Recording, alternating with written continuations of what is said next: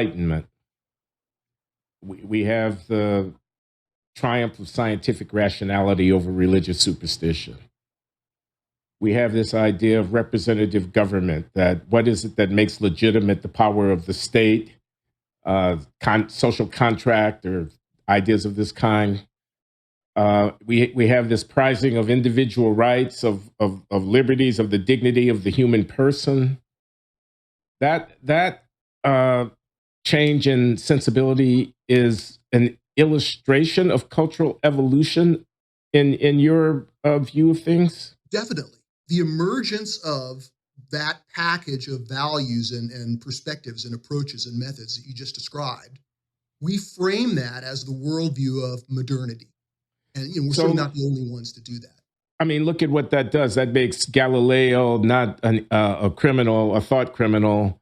That makes the emancipation of slaves a moral imperative.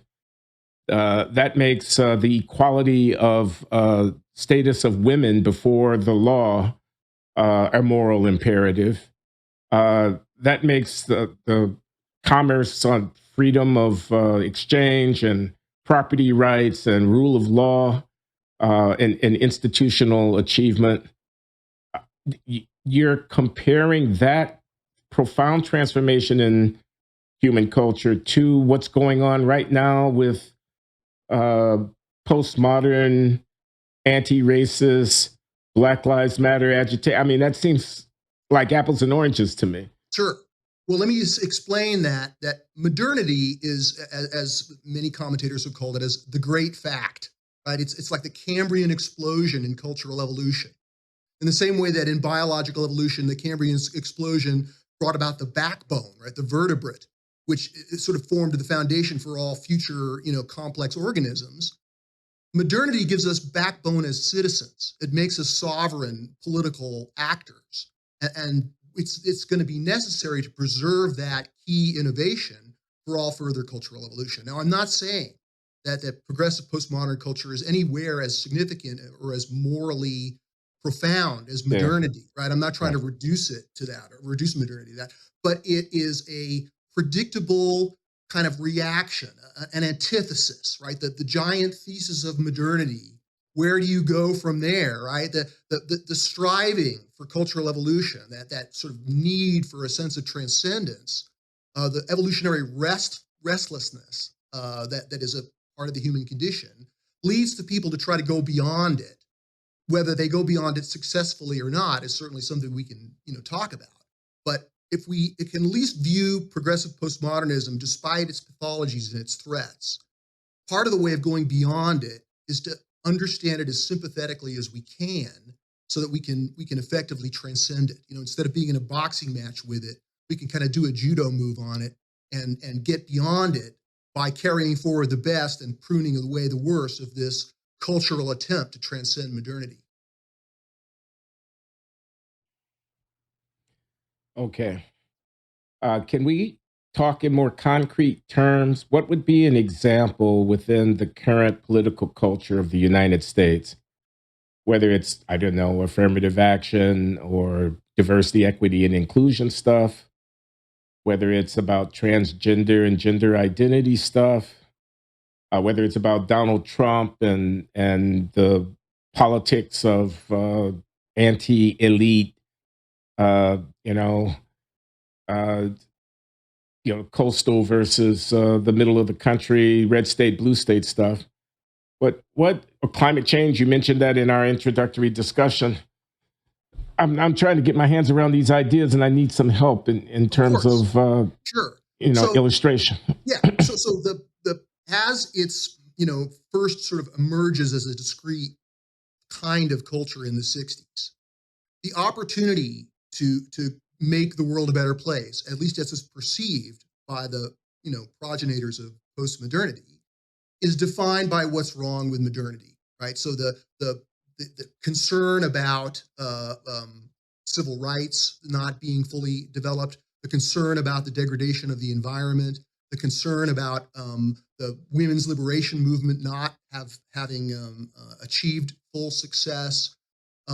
There's a whole variety at the beginning, like in the 60s, of sort of propositions of cultural transcendence, if you will, that help form that culture, right? And even though those are discrete things, you can see in the culture itself how they form a loose whole, right? That the people who are for civil rights are generally people who are concerned about the environment. The worldview helps create identity and give meaning to what's important.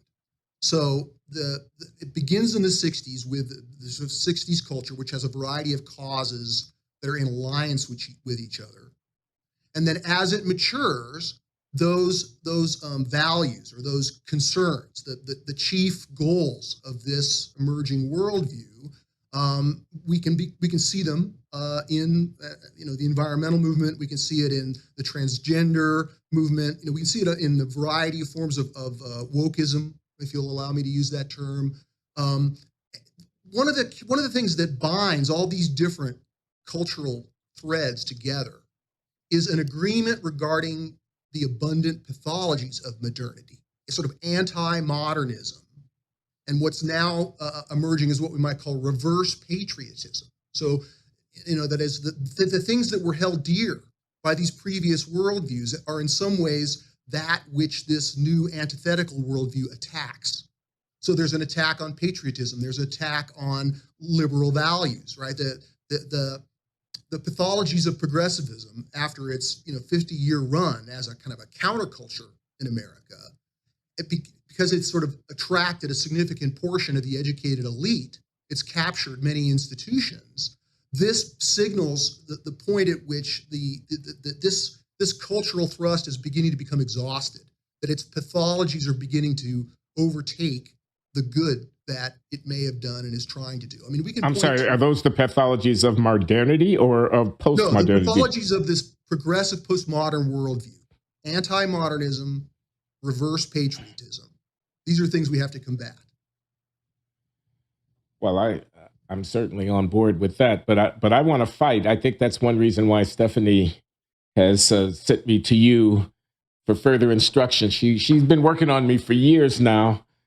I want conflict. I want to win. I want my defense of modernity against the barbarians who are at the gates. In my case, they're at the gates of the university. They're canceling speakers.